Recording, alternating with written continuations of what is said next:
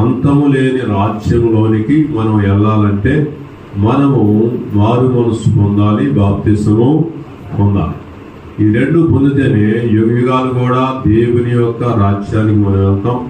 అంతం లేని రాజ్యంలో ఉండడానికి దేవుడు మనకు అవకాశం అనేది ఇచ్చాడు, పరిశుద్ధ గ్రంథం ద్వారా మనకి తెలియపరిచాడు. కాబట్టి ప్రభునందు ప్రియమైన దేవుని బిడ్డలారా, మీ అందరికీ తెలియపరిచేది ఏంటంటే యుగ యుగాలు ఉండే రాజ్యంలోనికి, ఆది అంతం లేని రాజ్యంలోనికి మనం వెళ్ళాలంటే మనం ఏం చేయాలంట చెప్పాలి, అందరూ చెప్పాలి.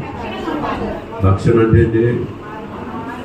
మారు మనసు, పాప క్షమాపణ, బాప్తిసం. అందరూ కూడా చెప్పండి ఒకసారి. రక్షణ అంటే చెప్పాలి, అందరూ గట్టిగా చెప్పాలి.